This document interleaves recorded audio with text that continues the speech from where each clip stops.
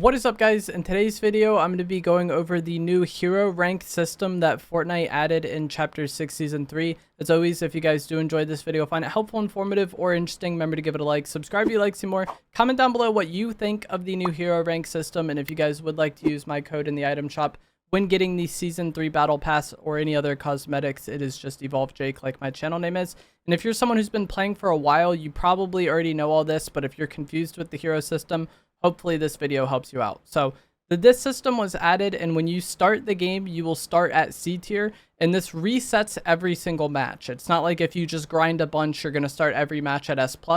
Everybody starts every match at C tier, and then you can go all the way up to S+ rank. And when you rank up, you will get a bit of siphon, so your character will heal over time at the rank up, and you'll start to regenerate a bit of health. This can be really helpful in some situations, but it's really not the biggest deal because you can only rank up a few times per game. It's not like you're going to be getting siphon on every elim, or every other player is going to be getting siphon on every other elim. And as I was saying, this just regenerates your health. It does not increase your total health. I've seen a lot of confusion with the way this system works and players thinking they're going to have like 500 health by the end of the game. That's not how it works. You just regenerate a little bit when you rank up. The main reasons to rank up is because you make your boons better and you get access to better loot crates. So ranking up makes your boons better as you rank up. It increases the effect of whatever that boon does to a greater degree. So at A tier, that boon will work a little bit better than at B tier. And then at S tier, you unlock a new ability for each of the boons. And if you reach S+ tier, you will get all of that other stuff, and you will receive each of the boons that you haven't already unlocked yet. So if you have 3 of the 4 boons and you hit S+, the game will give you that 4th one that you didn't have. When you reach S tier, the Stormcaller boon gives you Storm Forecast, which reveals the next storm circle, and this is very good. The Speed Healer boon will give you Slap immediately whenever you use a healing item at S tier, rather than after you use it. Normally the way this works is after you're done healing, you get Slap, which gives you unlimited stamina.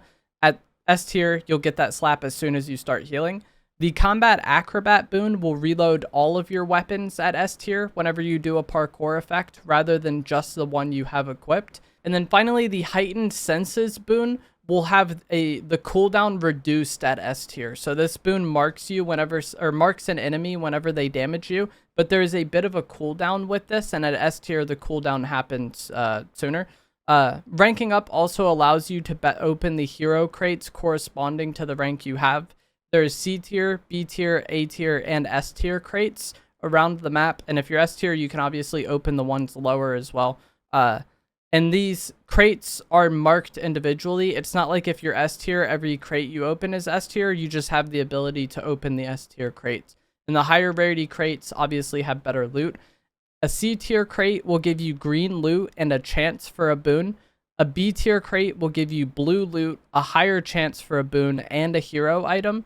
An A tier crate will give you purple loot, a guaranteed boon, and a hero item. And then finally at S tier, you will get gold loot, a guaranteed boon, and a healing item. And getting that gold loot from the S tier crate sounds incredible, but the amount of kills and the amount of stuff you have to be doing on the map to reach S tier usually means, at least for me, by the time I'm S tier, I usually already have gold loot by then. But if you don't, for some reason, already have gold loot, then getting those S tier crates can be great. I really prioritize getting these crates if my loot isn't the greatest, so because you can reach like B to A tier rather quickly while you still have like green tier loot. If I don't have the base boost gloves, I am heavily prioritizing these crates because they give you a hero item. And then also if my base boost gloves durability is low, I'm also like really wanting to go for the crates to hopefully get it. It's not guaranteed you'll get the base boost gloves out of the crates because it just gives you a hero item, but it's a decent chance to get them. So if you have been struggling to get that mobility, or you have the durability consistently running out, trying to visit the crates more often to get refreshes can definitely help. And to my understanding, when you are eliminated and get rebooted, you keep the hero rank that you had when you were eliminated. So if you die as S tier, you'll come back as S tier. And I think this can be really, really good if you do get rebooted and there's any like A tier or S tier crates that you're able to open while you have that rank. Then you have yourself like a decent starter loadout just off the rip from the crate. So whenever you do get rebooted, there are any crates in the area, you should definitely want to go for them. And even if you don't have the rank needed, if your teammates do, then they can just open it for you. And the Supernova Academy POI actually has rooms that you can open depending on what rank you are. And they have hero crates for that rank in the room. And then also items that you can purchase off the wall if the door has been opened. And this is actually where you get the Mythic Hyperburst pistol, is from the A tier room there. And so you get a lot of stuff from ranking up, right? You get a bit of siphon when you rank up, not all the time. You're able to open the better crates to get better loot, get those boons, and get, you know, hero items. And then also you're able to get more out of the boons and even unlock a unique effect for the boon. And so you're probably wondering, how do you rank up? And basically everything you do on the island will give you points to rank up that kind of work as XP. So surviving storm circles will give you hero points, and it starts at 100 points for a storm circle, and then it increases by 25 per storm. So 100, 125, 150, so on and so forth. Taking these sprites to the shrines will give you 250 points, which is a very good amount for how difficult it is to do this. And then taking the sprite to the shrine will also give you loot and give you a boon. So it's like nice to do this anyways, but being able to get hero points out of it is really nice, especially in the early game. Hitting like A tier kind of quickly and being able to get like purple loot out of the chest is a nice benefit. Eliminations give you points, but the amount of points you get depends on the player you eliminate. So a C tier player will give you 150 points. A B tier player will give you 200. An A tier player will give you 250. An S tier player will give you 300. And then an S plus player will give you 400 points when you eliminate them. And this is the rank of the player. When you kill them, you see their rank and then you get the points. It's not like if you're S, you get that many points. It depends on the player you eliminate. And for team game modes, you get points for the knock and the elim. And so that number is divided by 2. So like I said, C tier is 150. You would get 75 points for the knock and 75 points for the elimination, combining for 150 points. So it's the same amount. It's just split amongst the knock and the finish for some reason. And then NPC guards give you 25 points, which isn't a lot, but the bosses give you a good amount of points. I'm not sure exactly how many points the bosses actually give, but I think it's a lot. Every time I eliminated a boss, I ranked up my hero progression, and the way the game works, if you rank up, it just doesn't tell you how many points you got. It just says rank up. So when I was watching my gameplay back to see these point values, I wasn't able to see how much I was getting from the bosses, but I think it is a lot because, as I said, every time I got it, I was able to rank up, and that's why I don't know the exact number.